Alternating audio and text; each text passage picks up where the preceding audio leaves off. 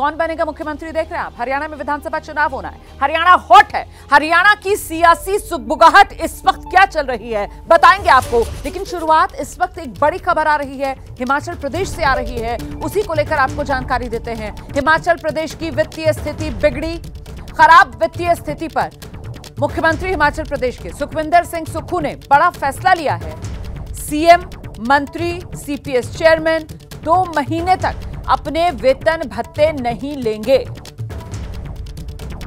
हिमाचल प्रदेश के मुख्यमंत्री ने विधानसभा में यह घोषणा की है। सभी विधायकों से भी मुख्यमंत्री की तरफ से यह अपील की गई है कि वो भी 2 महीने के लिए अपना जो वेतन है उसे ना लें। विधायक स्वेच्छा से वेतन भत्ते ना लें, ये मुख्यमंत्री की तरफ से विधानसभा में अपील की गई है। हम सीधे आपको लेकर चलेंगे, हमारे साथ हमारे सहयोगी सचिन इस समय मौजूद हैं। जरा जानते हैं सचिन से। सचिन, आखिरकार वित्तीय हालत इतनी कितनी खराब कि मुख्यमंत्री खुद जो हैं वो अपना वेतन भत्ता, मंत्रियों का वेतन भत्ता ना लेने की बात करते हुए अपील विधायकों से कह रहे हैं कि आप भी अपने वेतन भत्ते मत लीजिए। जी रोमाना, देखिए हिमाचल की जो फाइनेंशियल कंडीशन है वो किसी से छुपी नहीं है। चीफ मिनिस्टर बार बार इसका जिक्र भी करते रहे हैं। अभी हाल ही में डीए को लेकर जो है एम्प्लॉयज़ ने प्रोटेस्ट किया था हिमाचल में कि डीए जो है इनका वो रिलीज़ नहीं हो रहा है, तो वहाँ भी एक मंत्री की जो है स्टेटमेंट आई थी कि पैसे को लेकर कि सरकार के पास पैसा नहीं है। तो हिमाचल की जो फाइनेंशियल कंडीशन है वो छुपी नहीं है। लगभग 90,000 करोड़ का कर्ज है सरकार के ऊपर और डे टू डे एक्सपेंडिचर जो है उसको पूरा करना भी सरकार के लिए बड़ा मुश्किल हो रहा है। तो आज ये जो चीफ मिनिस्टर ने अनाउंसमेंट की है कि चीफ मिनिस्टर, कैबिनेट मिनिस्टर जो हैं और जो सीपीएस जो हैं वो अपना 2 महीने का सैलरी और अलाउंसेस जो हैं वो नहीं लेंगे। तो एक सिंबॉलिक जेस्चर है। हालांकि इससे कितना पैसा बचेगा और स्टेट के फाइनेंशियल कंडीशन को कितनी हेल्प होगी ये तो सारे ही जानते हैं, पर एक सिंबॉलिक जेस्चर है, खासकर ऐसे टाइम में, क्योंकि बार बार प्रश्न उठ रहे थे कि जब डीए की बात दबाव जनता की तरफ से, हिमाचल प्रदेश के लोगों की तरफ से बन रहा है डीए को लेकर, उसको लेकर ये एक संकेतिक सिंबॉलिक कदम जो फिलहाल हिमाचल प्रदेश के मुख्यमंत्री की तरफ से उठाया गया है। 2 महीने तक वेतन भत्ते ना लेने का फैसला करके और साथ ही अपने विधायकों से भी अपील की गई है कि वो भी 2 महीने तक अपने वेतन भत्ते ना लें। अब हम आगे बढ़ते हैं। अगली खबर हरियाणा से है, जहां विधानसभा चुनाव की तारीखों के ऐलान के साथ ही आप जानते हैं सियासी सरगर्मी लगातार बढ़ी हुई है। बीजेपी में प्रत्याशियों के चयन और टिकट को लेकर टेंशन जारी है और इसी से जुड़ी इस समय की बड़ी खबर ये कि हरियाणा चुनाव को लेकर बीजेपी में मंथन चल रहा है। जेपी नड्डा बीजेपी अध्यक्ष, उनके घर पर हरियाणा के नेताओं की बैठक चल रही है। इस बैठक में धर्मेंद्र प्रधान, मुख्यमंत्री नायब सिंह सैनी, मनोहर लाल खट्टर, ये सभी बड़े नेता मौजूद हैं और आज शाम को ही बीजेपी केंद्रीय चुनाव समिति की भी बैठक होनी है। हरियाणा में बीजेपी के जो उम्मीदवार हैं उनके नाम पर मोहर लगना संभव बताया जा रहा है। ये बड़ी बैठक आज शाम को बीजेपी केंद्रीय चुनाव समिति की जो होगी। और इस समय आपको बता दें, हरियाणा चुनाव को लेकर बीजेपी में जो मंथन का दौर है वो बीजेपी अध्यक्ष जेपी नड्डा के घर पर चल रहा है, जहां हरियाणा के नेताओं की एक महत्वपूर्ण बैठक इस समय हो रही है। इस बैठक में मुख्यमंत्री हरियाणा के नायब सिंह सैनी मौजूद हैं, पूर्व मुख्यमंत्री केंद्र में मंत्री मनोहर लाल खट्टर मौजूद हैं। साथ ही आपको बता दें इस बैठक में धर्मेंद्र प्रधान भी शामिल हैं। और इस बैठक के बाद नजरें सबकी शाम में जो बीजेपी केंद्रीय चुनाव समिति की बैठक है उस पर टिकी हुई हैं, क्योंकि ये बताया जा रहा है कि ये जो केंद्रीय चुनाव समिति की आज शाम में बैठक है बीजेपी की, इसमें हरियाणा के लिए बीजेपी उम्मीदवारों के नाम का ऐलान कर सकती है। 1 अक्टूबर वो तारीख जब हरियाणा में विधानसभा चुनाव होने हैं। एक ही चरण में हरियाणा की सभी सीटों पर वोट डाले जाएंगे और फिर 4 अक्टूबर नतीजों का दिन। जम्मू कश्मीर और हरियाणा दोनों की विधानसभा चुनाव के नतीजे एक साथ 4 अक्टूबर को आएंगे। तो हरियाणा हॉट है और इसको लेकर बीजेपी में जो मंथन का दौर चल रहा है उसी को लेकर बड़ा अपडेट ये कि अभी बीजेपी अध्यक्ष जेपी नड्डा के घर पर बैठक चल रही है, हरियाणा को लेकर मंथन किया जा रहा है और फिर शाम में केंद्रीय चुनाव समिति की बैठक। और इस बीच देखिए, टिकट बंटवारे को लेकर बीजेपी में टेंशन बढ़ रही है। मोदी सरकार में मंत्री राव इंद्रजीत सिंह, उन्होंने अपनी बेटी और साथ ही अपने 11 समर्थकों के लिए टिकट की डिमांड रख दी है। बीजेपी इनमें से 4 से 5 को तो टिकट देने को तैयार है, लेकिन जो लंबी चौड़ी डिमांड राव इंद्रजीत की तरफ से रखी गई है वो पार्टी के लिए मुश्किल बन रही है। राव इंद्रजीत को पार्टी मनाने की कोशिशें कर रही है। तो राव इंद्रजीत अपनी बेटी के लिए और साथ ही अपने अन्य 11 समर्थकों के लिए टिकट की मांग उनकी तरफ से रख दी गई है और पार्टी 4 से 5 जो टिकट है वो राव इंद्रजीत की पसंद के देने को तैयार है। लेकिन राव इंद्रजीत फिलहाल बेटी और अपने 11 समर्थकों की टिकट की मांग को लेकर एक तरीके से अड़े हुए नजर आ रहे हैं, जिसको लेकर पार्टी की तरफ से मनाने की कोशिशें चल रही हैं। और इसी को लेकर आइए सीधे आपको लेकर चलते हैं। हमारे साथ हमारे सहयोगी नीरज पांडे इस समय मौजूद हैं और साथ ही आप देख रहे हैं जैनेंद्र भी है, क्योंकि ये जो हरियाणा हॉट है तो आगे कांग्रेस के खेमे में क्या चल रहा है उस पर जैनेंद्र हमें अपडेट देंगे। लेकिन फिलहाल अब जिस तरीके से बीजेपी के भीतर से खबरें सामने निकल कर आ रही हैं, इसी पर और जानकारी के लिए नीरज का रुख करते हैं और जरा नीरज से ये जानते हैं कि शाम में जो माना जा रहा है केंद्रीय कमेटी की बैठक, इसमें कितने उम्मीदवारों के नाम पर मोहर लग सकती है, इसको लेकर अपडेट क्या है और राव इंद्रजीत की तरफ से ये जो एक प्रेशर पॉलिटिक्स वाला दांव खेला जा रहा है, इसका बीजेपी ने क्या समाधान ढूंढ लिया? भारतीय जनता पार्टी के कई ऐसे बड़े नेता हैं जो अपने परिवार के सदस्यों के लिए टिकट मांग रहे हैं। राव इंद्रजीत भी उनमें से एक हैं कि वो अपनी बेटी के लिए टिकट मांग रहे हैं। कृष्णपाल गुर्जर अपने बेटे के लिए पिच कर रहे हैं। लेकिन भारतीय जनता पार्टी में एक व्यक्ति एक परिवार एक पद का जो फार्मूला है वो हमेशा कोशिश करते हैं कि उसे लागू किया। हाँ, कई बार ऐसा देखा गया कि जिस सीट पर कोई दूसरा जीत नहीं सकता उनके परिवार के अलावा या उनके अलावा, तब ये कोशिश होती है कि उनको दिया जाए। तो फिलहाल अभी ऐसी कोई स्थिति दिखती नहीं है कि उनके परिवार के लोगों को टिकट दिया ही जाएगा। लेकिन हाँ, ये ज़रूर है कि वो लोग टिकट मांग रहे हैं। दोनों नेता इस समय जेपी नड्डा के आवास पर ही हैं, जहाँ पर कोर कमेटी, हरियाणा की कोर कमेटी को लेकर बैठक चल रही है, जिसमें सारे बड़े नेता मौजूद हैं। अमित शाह खुद मौजूद हैं, जेपी नड्डा मौजूद हैं, भाजपा के दूसरे बड़े नेता मौजूद हैं, हरियाणा के सभी स्टेक होल्डर्स इसमें मौजूद हैं। और देखना होगा कि इस बैठक में क्या कुछ अंदर रहता है, क्योंकि ये अभी बैठक 3 से 4 बजे तक चलने वाली। शाम 7 बजे के बाद केंद्रीय चुनाव समिति की बैठक के लिए सारे नेता जाएंगे भारतीय जनता पार्टी मुख्यालय। और आज जो मेरी जानकारी है रोमाना, भारतीय जनता पार्टी स्टेट की लगभग सभी सीटों पर चर्चा पूरी कर लेगी। लगभग 90 की 90 सीटों पर चर्चा पूरी कर लेगी। अब ये अलग बात है कि टिकटों की जो घोषणा होगी पूरी होती है या टुकड़ों में होती है, ये मुझे लगता है केंद्रीय चुनाव समिति की बैठक में ही तय होगा। लेकिन कल या परसों पहली सूची आने की संभावना है।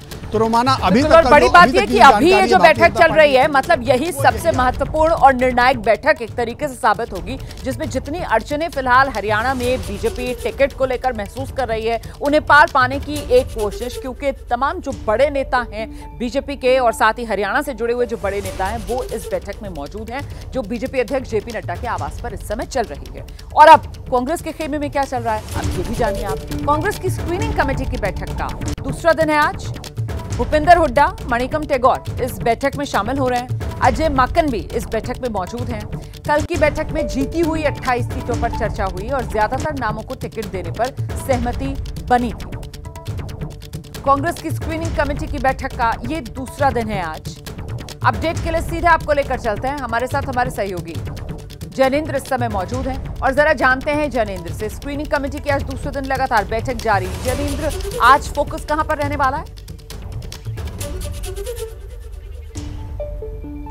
बिल्कुल, देखिए रोमाना, आज का फोकस कहाँ है इसकी तस्वीर फिलहाल साफ नहीं है। वो बैठक खत्म होगी, इसके बाद ही जानकारी मिल पाएगी कि आज कितनी सीटों पर और किन सीटों पर चर्चा हुई। लेकिन कल जो बैठक हुई स्क्रीनिंग कमेटी की पहली औपचारिक बैठक, उसमें जो मौजूदा विधायक हैं तकरीबन 28 फिलहाल विधायक हैं। 31 सीटें पिछली बार कांग्रेस ने जीती थी, उसमें से 2 विधायक जो हैं वो कुलदीप बिश्नोई पहले बीजेपी में गए, बाद में किरण चौधरी बीजेपी में गई और 1 विधायक सांसद हो गए हैं। तो फिलहाल अभी 28 विधायक हैं हरियाणा में कांग्रेस के। उन 28 सीटों पर चर्चा हुई और हमें सूत्रों ने यह बताया है कि ज्यादातर विधायकों को एक बार फिर मौका पार्टी दे सकती है। कुछ अपवाद हो सकते हैं, 1-2 जरूर, जिनके खिलाफ एंटी इनकम्बेंसी की गंभीर स्थिति होगी या फिर गंभीर आरोप अंदर खाने कुछ अगर आएंगे ऐसे तथ्य सामने, उनका कट सकता है, वरना ज्यादातर विधायकों को फिर से एक बार मौका मिल सकता है। आज की जो बैठक है वो अब से कुछ देर पहले शुरू हुई है दिल्ली में और जब शाम तक खत्म होगी इसके बाद ही तस्वीर साफ होगी कि आज और कितनी सीटों पर जो है वो पैनल बना लिया गया है उम्मीदवारों। आप रहिए मेरे साथ, मैं लौटूंगी आपके पास।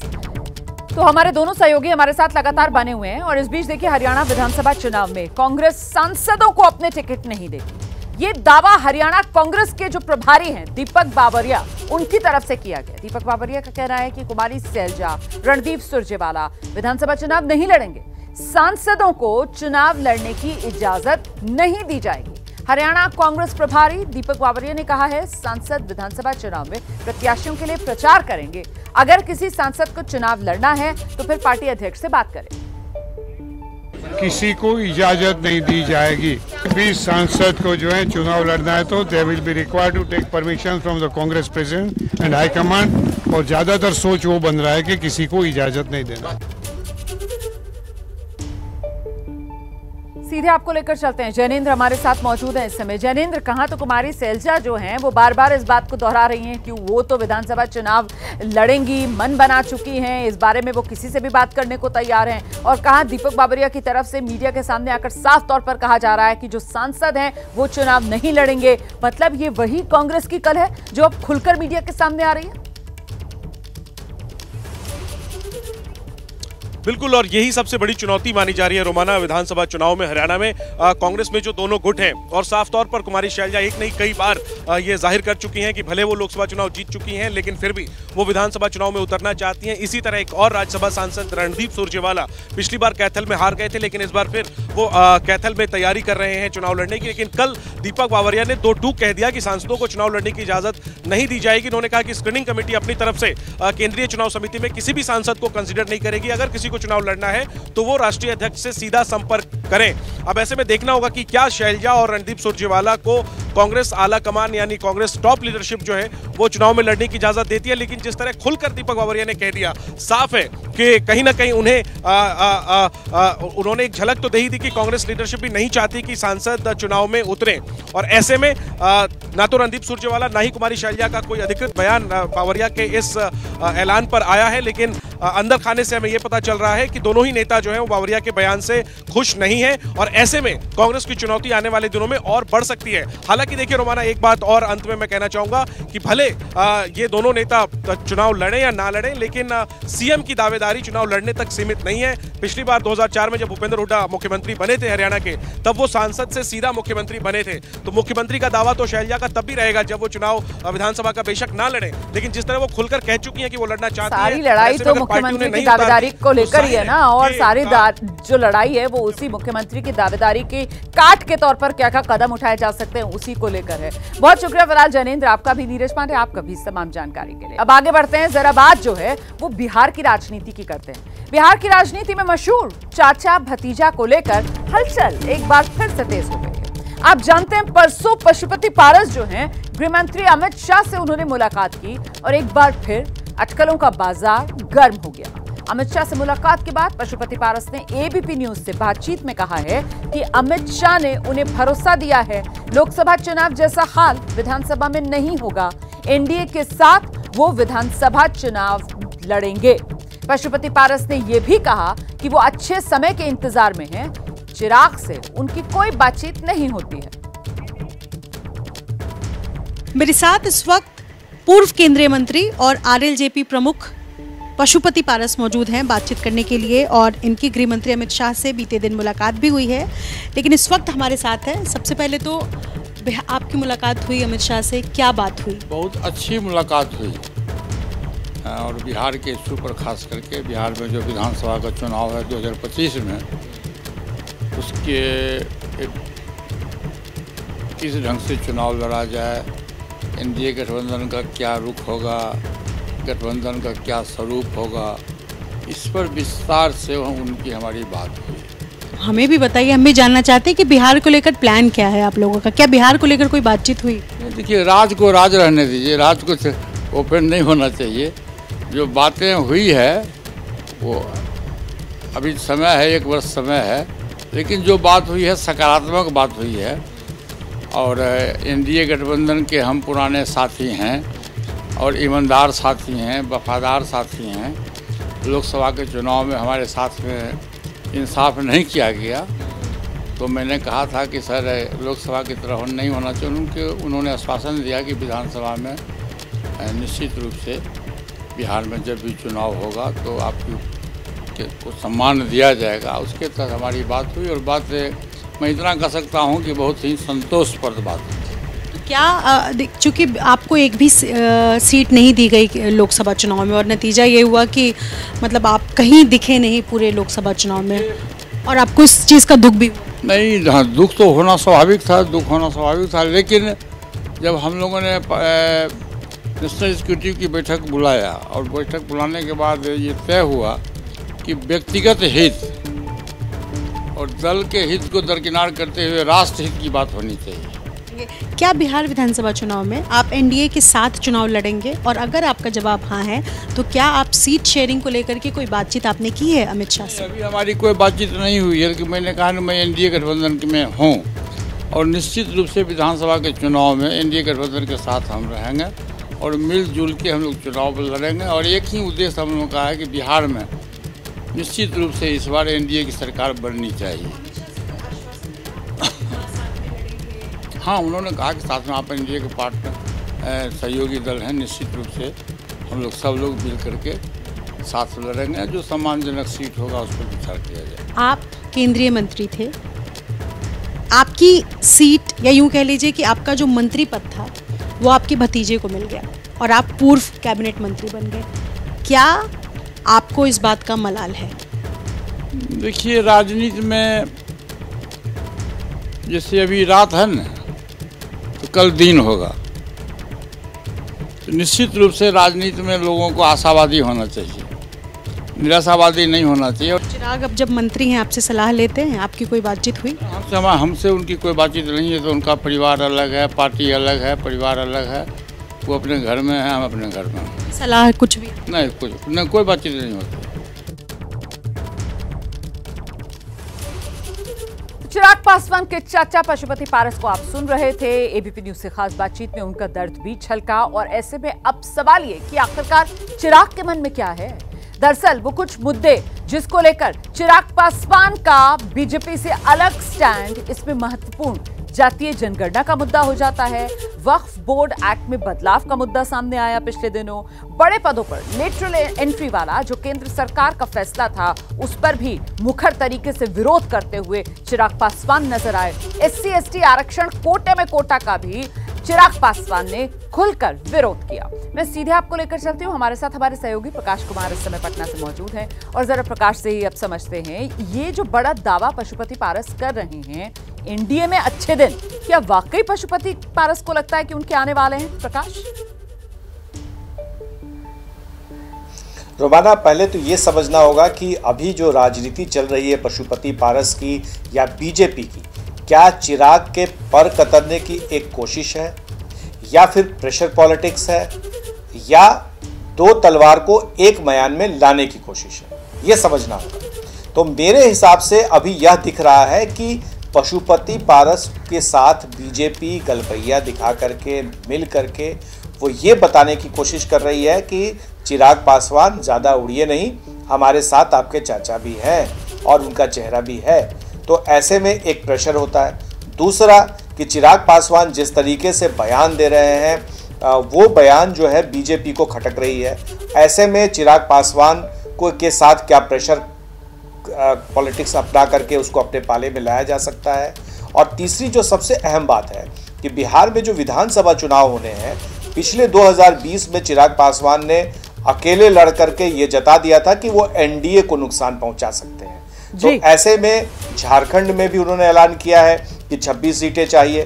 बिहार में भी सीटों के तालमेल से पहले अब बीजेपी ने कमर कस लिया है कि चिराग पासवान को कहीं से भी सीधे अकेले उनके अपने स्तर पर इस तरह से आगे नहीं बढ़ने देना है। और यही वजह है कि यह मामला धीरे धीरे अब आगे बढ़ेगा। अब चिराग के रुख पर असर करता है कि चिराग किस तरह का रुख अपनाते हैं। आप ये कह रहे हैं कि फिलहाल समझना इस बात को चाहिए कि पशुपति पारस चाचा जो हैं वो लगाम ज्यादा नजर आ रहा है बीजेपी के हाथ में चिराग पासवान को कसने की। बहुत शुक्रिया प्रकाश इस तमाम जानकारी के लिए। उत्तर प्रदेश के बहराइच में आदमखोर भेड़ियों का खौफ पसरा हुआ है। अब तक आदमखोर भेड़िए 9 लोगों की जान ले चुके हैं। 30 गाँव में दहशत और मातम है। आदमखोर भेड़ियों के आतंक का अंत करने के लिए 15 स्पेशल टीम्स दिन रात जंगलों की खाक छान रही हैं। एक एक कर आदमखोर भेड़ियों को पकड़ रही हैं। इस वक्त बड़ी खबर ये, बहराइच में एक और भेड़िया पकड़ने में कामयाबी मिली और इस तरह अब तक 4 भेड़िए पकड़ लिए गए हैं। लेकिन इंसानों पर हमला करने वाले भेड़ियों के एक झुंड के 2 भेड़िए अभी भी पकड़ में नहीं आए, उनकी तलाश जारी।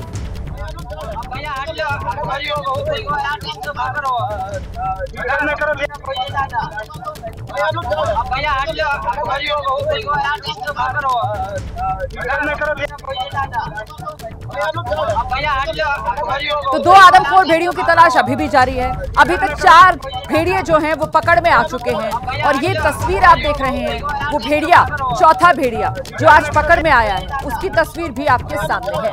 वन विभाग की कई टीमें हैं जो इस पूरे इलाके को खंगालने में जुटी हुई हैं और यहाँ पर एक के बाद एक आदमखोर भेड़िए जो हैं वो अब वन विभाग की पकड़ में आ रहे हैं।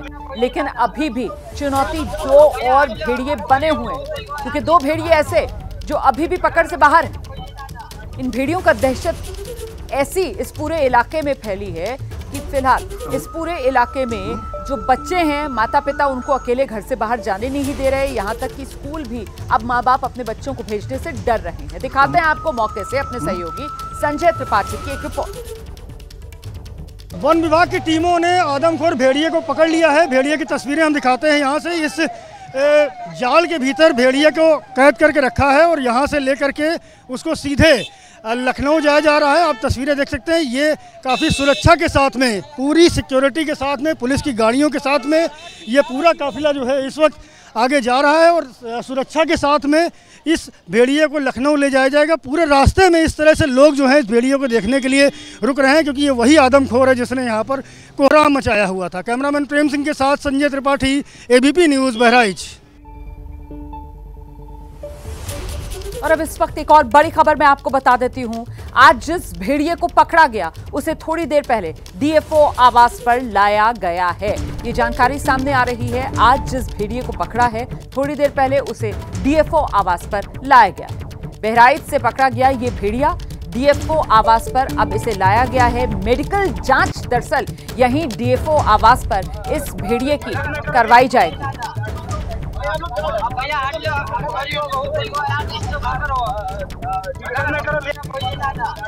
भेड़िए को ट्रैंक्विलाइज भी करना पड़ा था क्योंकि वो थोड़ा रेजिस्टेंस था, उसको घेरा गया था। उसके बाद फिर काफ़ी रेजिस्टेंस था तो उसको ट्रैंक्विलाइज भी करना पड़ा।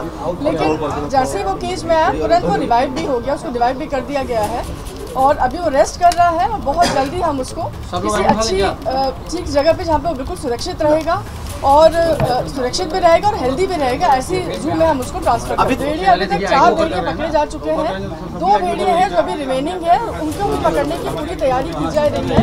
अभी हम लोग लकी हुए तो आज ही हम लोग और भी भेड़ियों को पकड़ सकते हैं। बाहर है वो हमारे ड्रोन जो थर्मल ड्रोन है उसमें आए हैं और उनको भी पकड़ने की पूरी तैयारी की जा रही है। और आइए अब सीधे आपको लेकर चलते हैं। हमारे साथ हमारे सहयोगी संजय त्रिपाठी इस समय मौजूद हैं और जरा संजय से ही इसको समझते हैं कि अभी भी 2 भेड़िए ऐसे हैं जो पकड़ में नहीं आ पाए। ये कितनी बड़ी चुनौती बने हुए हैं और क्या इनको लेकर कोई एरिया अभी तक चिन्हित किया गया है वन विभाग की तरफ से कि इसी इलाके में अब ये सीमित हो सकते हैं 2 भेड़िए? देखिए रोमाना, पिछले कई महीनों से ये जो भेड़ियों का झुंड है वो चैलेंज बना हुआ था। एक के बाद एक अलग अलग गांवों में जाकर के वारदात कर रहा था। 8 बच्चों का कत्ल कर दिया, 1 महिला को मार डाला और अब 1 भेड़िया तो पकड़ लिया गया है लेकिन अभी फ़िलहाल 2 और भेड़िए बाकी हैं जिनको पकड़ा जाना है। फिलहाल तो वन विभाग के जो अधिकारी कर्मचारी इस पूरे ऑपरेशन में लगे तो उनके चेहरों पर थोड़ी सी मुस्कान आई है, लेकिन अभी टफ टास्क ये बचा है कि 2 जो भेड़िए हैं उनको फिर से पकड़ के लाना है। मैं इस कोने से मैं अपने कैमरा सहयोगी प्रेम सिंह कहूँगा, इधर से एक बार तस्वीर भेड़िए की दिखाएं। ये आप देख सकते हैं, ये जो भेड़िया है रोमाना, ये भेड़िया पकड़ा गया है लेकिन जो वन के अधिकारियों का कहना है कि अभी इसकी स्वास्थ्य जांच की जाएगी। ये वही भेड़िया तो नहीं जिसके पैर में कहीं दिक्कत है। उसके बाद में इसको गोरखपुर के चिड़ियाघर ले जाया जाएगा, क्योंकि पहले के 2 जो भेड़िए पकड़े गए थे, 3 क्षमा कीजिएगा, उनको बहराइच से लखनऊ के चिड़ियाघर में भेजा गया था। लेकिन अभी 2 जो भेड़िए पकड़े जाने बाकी हैं, वो कितना बड़ा चैलेंज है। अभिषेक जी, ये भेड़िया तो पकड़ लिया आप लोगों ने, लेकिन अभी 2 भेड़िए पकड़ना बाकी हैं। क्या लगता है किस एरिया में हो सकते हैं वो? उसका एक ही स्थान है जहाँ पे आज पकड़े हैं सर लोग, और उसके पहले भी वहीं पकड़ा गया। सैया चूड़ामणि गांव के आसपास के आगे है एक स्पॉट है, वहीं पे पकड़ा जाता है, वहीं पे संभावना रहता है। कुछ केज वगैरह, जैसे केज से आपने इसको पकड़ा है, ट्रेडिशनल जो आपका सिस्टम है पकड़ने का जानवरों को, कुछ नहीं हमें अब मैम का हमने चला दिया। आपसे जानना चाह रहे थे कि अभी और भी केज लगाए गए इस तरह? केज वहाँ 2-3 लगे हुए हैं और मैम ने बताया भी है ट्रंकुलाइज किया जाता है, उसके बाद केज में ट्रांसफ़र करके फिर उसको भेज दिया जाता है। इसमें ड्रोन कुछ सहायता कर पाया आपका? ड्रोन से ही सारी चीज़ें पता चलती हैं, उसका लोकेशन कहाँ है और थर्मल ड्रोन यूज हो रहा है, थर्मल ड्रोन से सब कुछ पता चलता है। क्या रात में चेक किया गया था? थर्मल ड्रोन था तो चूँकि रात में काम किया होगा तो रात में आइडेंटिफाई हो गया था ये? नहीं, दिन रात दोनों चलता है। रात की मेहनत है, लगातार जो भी थर्मल इमेजिंग कैमरा है, ड्रोन कैमरा है, अन्य जो भी कैमरे हैं उनकी मदद लेकर के इसे पकड़ा गया है। पहले ट्रैंकुलाइज किया गया है, उसके बाद ला करके बिल्कुल। और ऐसे में अब सवाल ये उठता है कि जो इलाके के अंदर दहशत पसरी हुई थी संजय इन भेड़ियों की वजह से, अब जाहिर सी बात है वो भी कुछ कम हो रही होगी। जिस तरीके से 4 भेड़िए तो पकड़ में आ गए हैं और अब 2 ही बाकी रह गए। संजय, निश्चित रूप से रोमाना भेड़िए पकड़े जाने से दहशत कम होगी, क्योंकि यही वो आदमखोर भेड़िए हैं जो लगातार एक के बाद एक गांवों में जाकर के छोटे बच्चे, मासूम बच्चों का शिकार कर रहे थे। अभी बहरहाल एक भेड़िया यहां पकड़ा गया है जो गोरखपुर के चिड़ियाघर जाएगा, लेकिन 2 और भेड़ियों को पकड़ना जरूरी है इस पूरी दहशत को खत्म करने के लिए। उसके लिए जैसा कि वन विभाग के अधिकारी अभिषेक सिंह हमें बता रहे थे कि केजेस लगाए गए हैं, drone camera, thermal imaging camera, अन्य जो भी टेक्निक्स हो सकती है, इसके अलावा जो कॉम्बिंग है, मैनुअल कॉम्बिंग है, वो लगातार की जा रही है। अब वो कब पकड़े जाएंगे ये नहीं बता सकते, लेकिन ये दावा जरूर कर रहे हैं कि जहां से सिसैया चूड़ामणि गांव से इस भेड़िए को पकड़ा गया है, उसके आसपास इलाके में ही अन्य 2 भेड़िए छुपे हो सकते हैं और उसको पकड़ने के लिए पूरे इंतजाम जो वन विभाग के अधिकारी हैं उनकी ओर से किया जा रहा है। रोमाना, बहुत शुक्रिया संजय त्रिपाठी इस तमाम जानकारी के लिए। तो 4 भेड़िए अभी तक पकड़ लिए गए हैं, 2 भेड़ियों की अभी भी तलाश चल रही है। गुजरात के वडोदरा में आर्मी का रेस्क्यू ऑपरेशन। दरअसल बारिश की वजह से 3 दिन से सोसाइटी में लोग फंसे हुए थे। वडोदरा के अकोटा की साम्राज्य सोसाइटी में ये रेस्क्यू बोट के जरिए आर्मी के जवान पहुंचे और उन्होंने सोसाइटी में फंसे लोगों को बचाया है। तस्वीरें भी आपको दिखाने की कोशिश करेंगे किस तरीके से ये रेस्क्यू ऑपरेशन जिसे अंजाम दिया गया। गुजरात के वडोदरा में आर्मी का ये रेस्क्यू ऑपरेशन। बारिश की वजह से 3 दिन से जो लोग सोसाइटी में फंसे हुए थे उन्हें वडोदरा के अकोटा की साम्राज्य सोसाइटी से रेस्क्यू किया गया है। दिखाते हैं आपको मौके से हमारे सहयोगी अभिषेक उपाध्याय की रिपोर्ट। हम इस समय सोसाइटी के भीतर पहुंच चुके हैं और यहाँ की जो तस्वीरें हैं उसको आपको देख के पता लगेगा कि किस तरह से, देखिए ये लोग तैयार हैं यहाँ पर जिनको रेस्क्यू किया जाएगा। ये ऑलरेडी इनके पास ये जानकारी थी यहाँ पर कि आर्मी यहाँ पहुँचने वाली है। देखिए सामान बांध करके तैयार हैं। काफ़ी समय से ये लोग पिछले करीब 72 घंटों से यहाँ पर फंसे हुए हैं और अब इनको एक एक करके इस पर बिठाया जाएगा। आप लोग कितने देर से 3 दिन से फंसे थे? 3 दिन से ये बता रहे हैं कि 3 दिन फंसे हुए थे। और देखिए यहाँ की हालत जरा राजेंद्र जी दिखाइएगा। ये गाड़ियाँ जो डूबी हुई हैं, ये कुछ पानी कम हुआ, पहले और भी ज़्यादा पानी था। बता रहे हैं यहाँ के लोग कि पहले फर्स्ट फ्लोर तक पानी था, कुछ पानी अब कम हुआ है, लेकिन इसके बाद भी अभी भी आगे की ओर, यहाँ से दिखाइएगा, आगे की ओर जो गाड़ियाँ हैं वो सब हमको डूबी हुई दिखाई दे रही हैं। ये आर्मी के लोग, सबसे पहले इस छोटी बच्ची को लाया गया है और अब उसको लाइफ जैकेट पहनाई जा रही है। फैमिली के और लोग भी आ रहे हैं, घर में ताला लगा करके। आप लोग 3 दिन के बाद निकल पाए हैं। ये महिला भी यहाँ पर हैं, वो उनको यहाँ पर ला रहे हैं और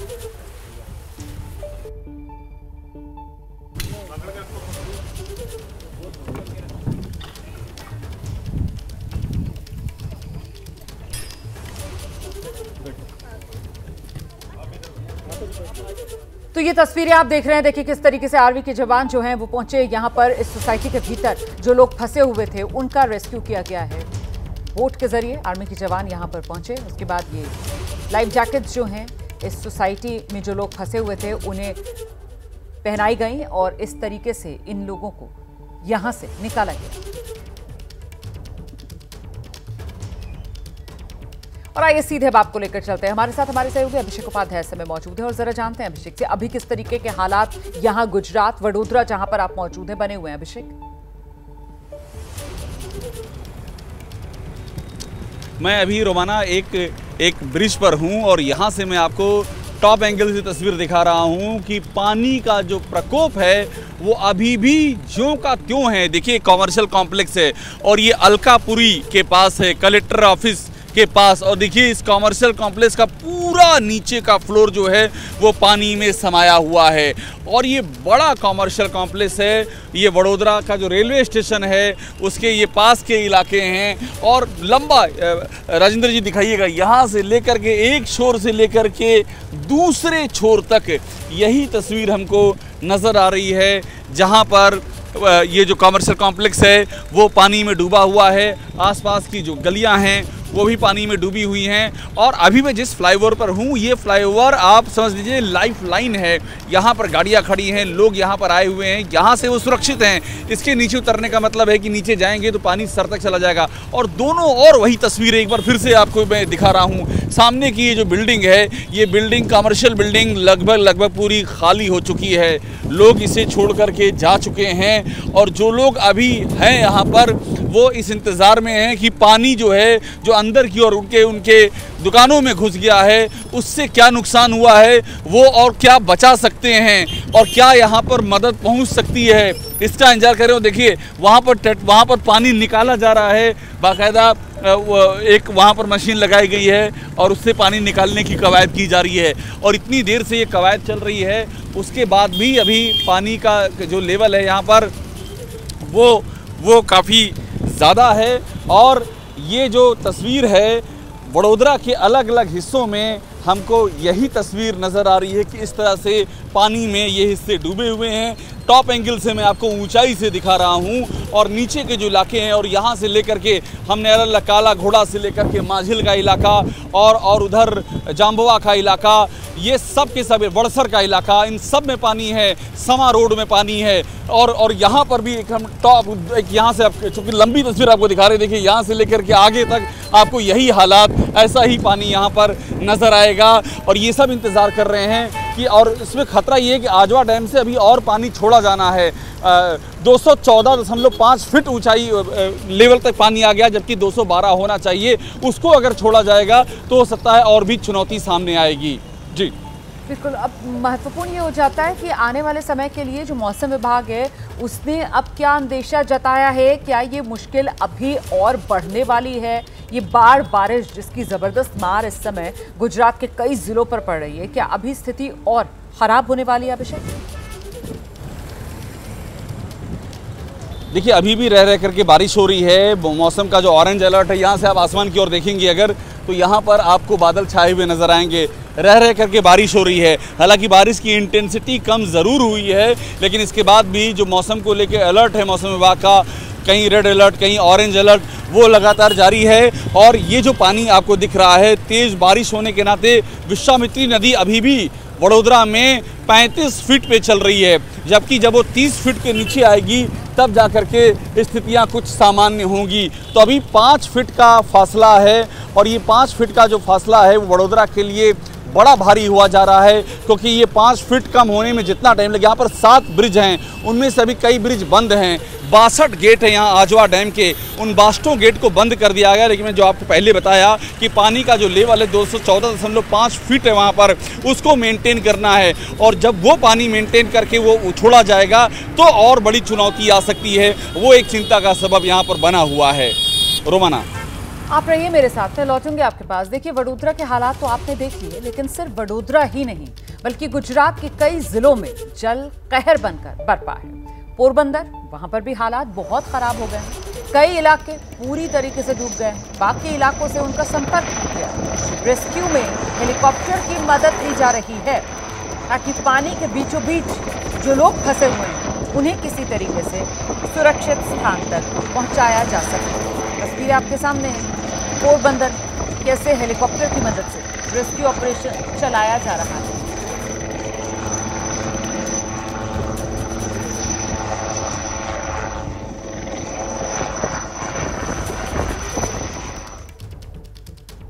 और इसी तरीके से ये जो जलगदर है गुजरात में, उसकी एक तस्वीर द्वारका से भी सामने आ रही है। द्वारका में हालात लगातार बिगड़ते जा रहे हैं। कई इलाके द्वारका में पानी पानी हो चुके हैं। सैलाब से घिरे द्वारका का एक ये नया वीडियो है जो आप देख रहे हैं इस समय। इसमें देखिए किस तरीके से पानी इतना भरा हुआ है, दोपहिया वाहन, उसके टायर पूरी तरीके से डूबे हुए और लोग इसी पानी के बीच से गुजरने को मजबूर हैं। एक और परिवार को आप देख रहे हैं, वो किस तरीके से गुजरता हुआ इस पानी के बीचों बीच। लोग बहुत मजबूरी में अपने घर से बाहर निकल रहे हैं। और इस बीच ये तस्वीर जो आप देख रहे हैं, यहाँ पर लोगों को रेस्क्यू किया गया बोट के जरिए। जो लोग फंसे हुए थे द्वारका इलाके में, उन तक पहुंचा गया। द्वारका के दरअसल कई गांव बताए जा रहे हैं जो पूरी तरीके से पानी में डूबे हुए हैं। और ऐसा ही एक ये गांव जहां पर जो बचाव दल था वो नाव के जरिए पहुंचा। और अभी देखिएगा तस्वीर में आप देखेंगे कैसे वो जो लोग हैं वो घर की सिर्फ छत नज़र आ रही है और उसी छत पर ये देखिए ये सफ़ेद सी पन्नी लपेटकर किसी तरीके से इस छत पर लोग बैठे हुए यहाँ पर नज़र आ रहे हैं। और पता नहीं कितने घंटों से ये यहाँ पर बैठे हुए थे इंतज़ार में कि कोई पहुँचे, इनकी मदद करे। एक महिला, एक पुरुष जो इंतज़ार में थे किसी मदद के पहुँचने की, और आखिरकार ये बचाव दल की नाव इन तक पहुंची और इन्हें सुरक्षित स्थान पर पहुंचाया जा सका। हमारे सहयोगी जो यहाँ गुजरात में मौजूद हैं, हिरेन, उन्हीं की एक रिपोर्ट जरा आपको दिखाते हैं। देवभूमि द्वारका और पोरबंदर में पिछले 3 दिनों में बारिश हुई, जिसके चलते कई गांव ऐसे हैं जिसपे इस तरह की जलभराव की तस्वीरें सामने आई है। फिलहाल जो तस्वीरें देख रहे हैं वो तस्वीर है देवभूमि द्वारका जिले के जामरावल गांव की। जामरावल के ऊपर पोरबंदर इलाकों में जो भारी बारिश हुई उसका पानी वर्तू बांध में आया और वर्तू बांध ओवरफ्लो होने के कारण कल उसके 20 दरवाजे खोले गए थे। उसमें से अभी 12 दरवाजे बंद कर दिए गए हैं, लेकिन फिलहाल 8 दरवाजे खुले हैं, जिसमें से जो पानी निकल रहा है वो पानी सीधा ये जामरावल गांव में आया है। ये जो तस्वीरें आपको दिखा रहे हैं मेरे सहयोगी कमलेश पटेल, वो तस्वीरें हैं जामरावल के मुख्य चौराहे की। बस स्टैंड चौराहा जैसे इसको पहचाना जाता है, वहाँ पर भयंकर जल भराव की परिस्थिति है। अभी यहाँ पर आप देख सकते हैं आर्मी की एक टीम भी पहुंची है। आप तस्वीर में देख सकते हैं आर्मी की मदद गुजरात सरकार को केंद्रीय सरकार ने भेजी है, उसमें से एक टीम अभी आप देख सकते हो ऐसे जामरावल में पहुंची। अभी तक लोगों का कहना था कि न तो प्रशासन में से न तो चुने हुए प्रतिनिधियों में से कोई भी यहाँ पर पहुंचा, क्योंकि 2 दिन से भारी जल भराव यहाँ पर है। लोगों को काफ़ी मुश्किलें पड़ रही है, लेकिन अभी तक यहाँ पर कोई नहीं पहुंचा था। लेकिन अभी ये देख सकते हैं आर्मी की एक टीम यहाँ पर पहुंची है जो लोगों को बचाव की कामगिरी करेंगे, राहत की कामगिरी के लिए यहाँ पर भेजा गया है। तो ये हालात है। आज भी देवभूमि द्वारका में मौसम विभाग ने रेड अलर्ट जारी किया है, जिसके चलते ये गांव के लोगों की चिंता बढ़ी। कैमरा पर्सन कमलेश पटेल के साथ मैं हिरन राजगुरु, एबीपी न्यूज, देवभूमि द्वारका, गुजरात। दरअसल गुजरात में फिलहाल शहर शहर समंदर का सा मंजर नजर आ रहा है। अच्छा, इस बीच आपको एक और जानकारी देती हूँ। वन विभाग ने जो महाराजा सयाजीराव यूनिवर्सिटी ऑफ बड़ौदा है उसके परिसर से एक मगरमच्छ को रेस्क्यू किया। तस्वीरें दिखाते हैं जरा विस्तार से आपको। ये देखिए किस तरीके से ये मगरमच्छ जिसे रेस्क्यू किया गया है। जिस बात का हम जिक्र कर रहे थे कि शहर शहर समंदर का सा मंजर, उसी पानी के तेज बहाव में ये मगरमच्छ जो है वो जमीन की तरफ आ गया और वहीं से इसे रेस्क्यू किया गया है। ये महाराजा सयाजीराव यूनिवर्सिटी ऑफ बड़ौदा के कैंपस में आ गया था पानी के बहाव के साथ, और वहीं से इसे वन विभाग की टीम रेस्क्यू कर ले गई।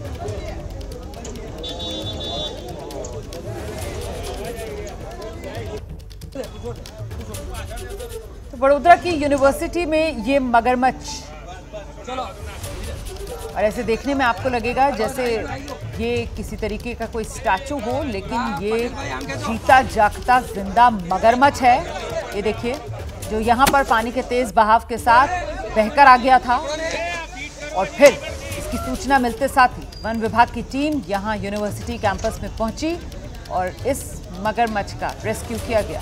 तस्वीरें आपके सामने। तो कुदरत के सामने सब बेबस, क्या इंसान क्या बेजुबान। और वही बेबसी, ये मगरमच्छ भी पानी के तेज बहाव में यहाँ रिहायशी इलाके में पहुंच गया। यूनिवर्सिटी कैंपस था जहां पर ये मगरमच्छ मिला। और वहीं दूसरी तरफ तस्वीरें आप सोसाइटी की देख रहे हैं। गुजरात वडोदरा सोसाइटी में लोग फंस के रह गए सैलाब में। और इसके बाद जो सेना है वो पहुंची मौके पर। सेना के जवान लोगों को सुरक्षित बाहर निकाल रहे हैं और सुरक्षित स्थान पर उन्हें पहुंचा रहे हैं। इस बीच जिन लोगों को खाने पीने की सामान की जरूरत है वो भी मुहैया करने का काम चल रहा है। देखिए किस तरीके से सारे रिहायशी इलाके एक तरफ आप तस्वीर में देख रहे हैं, सब डूबे हुए नजर आ रहे हैं। मतलब पहली मंजिल में तो पूरी तरीके से इन घरों में पानी भरा हुआ है। ऐसा लग रहा है जैसे ये नदी के बीच में टापू जिन पर घर बनाया गया हो, लेकिन ये रिहायशी इलाके हैं गुजरात की वडोदरा का। और वहां पर फिलहाल ये पूरी की पूरी सोसाइटी जो डूबी हुई नजर आ रही है। पिछले कुछ दिन से लगातार लोग यहाँ इस पानी में फंसे हुए इंतजार में कि शायद पानी कम हो जाए, लेकिन पानी कम होने का नाम नहीं ले रहा। उल्टा मौसम विभाग की तरफ से अभी आने वाले समय में भी यहाँ पर तेज बारिश होने का अनुमान जताया जा रहा है और इसी वजह से अब लोग मजबूर हैं अपना घर छोड़कर सुरक्षित जगह जाने को। दिखाते हैं आपको एबीपी न्यूज संवाददाता अभिषेक उपाध्याय की रिपोर्ट। देखिए, आर्मी के लोग इस परिवार को यहाँ से निकाल करके, ये कोटा की साम्राज्य सोसाइटी है, यहाँ से निकाल करके और अब यहाँ से बाहर ला। आप लोग कितने दिन से फंसे हुए थे अंदर? 3 दिन से। 3 दिन से अंदर ही फंसे हुए थे। थोड़ा सा ऐसे घूम जाएगा। 12 बजे तक आता पानी आ गया। परिवार में कौन कौन है आपकी? ये बच्ची, लड़का है, मेरा मिस्टर है। अच्छा। ये बहू है, मैं और ये लड़की है। हाँ। तो 3 दिन से फंसे हुए थे। खाने पीने का दूध वगैरह कुछ नहीं मिला होगा? मैं सब मैनेज कर दिया था, आज आया खाने का। तो ये परिवार है जो बता रहा है कि 3 दिन से ये लोग फंसे हुए थे और अभी भी आप देखेंगे तो आपको यहाँ पर दिख जाएंगे जो लोग हैं वो किसी तरह से यहाँ से निकलने की कवायद कर रहे हैं ताकि किसी भी तरह से वो यहाँ से बाहर निकल सकें। और 72 घंटे फंसे रहने के बाद ये लोग यहाँ से निकले हैं। ये हमारे साथ में जो लेडीज़ हैं इनसे भी बात करते हैं। तो आप लोग कैसे 72 घंटे कैसे मैनेज किया आप लोगों ने? बड़ा मुश्किल रहा होगा। बड़ा मुश्किल, पानी नहीं था, टंकी में पानी भी खत्म हो गया, पीने वाले पानी की भी किल्लत, पीने का पानी भी नहीं था और खाने के लिए भी कुछ भी नहीं था। सब मैनेज किया। तो इस 72 घंटे में अब मदद पहुंची है आपको? आर्मी के लोग आए? अब आर्मी के लोग आए हैं तो मदद हमें पहुंची है। अच्छा लग रहा है अभी तो सबके चेहरे पे मुस्कान दिखाई पड़ रही है। दादा के चेहरे पे मुस्कान है। सही बात है। तो ये पहली बार इस सोसाइटी में हुआ या पहले भी कभी ऐसा देखा है? वो 3-4 बार आया। हाँ। पर इस बार ज्यादा है। इस बार ज्यादा हुआ है। और अभी हमको बता रहे हैं कि पानी जो है वो 6 फीट 7 फीट तक था कल तक 7 फीट था। हमारे घर में भी 4.5-3 फीट था। घर के अंदर था। तो घर के अंदर नुकसान भी हो गया होगा पानी गया? नुकसान है, सोफा, फ्रिज, वॉशिंग मशीन सब गया। ये यहाँ के रहने वाले हैं जो बता रहे हैं कि क्या नुकसान हुआ है, क्या तकलीफ उठाई है। यहाँ से हम बाहर की ओर निकल रहे हैं और आर्मी के जो जवान हैं लगातार निकाल करके लोगों को ऐसे ही बाहर ला रहे हैं और उसके बाद फिर से जा रहे हैं।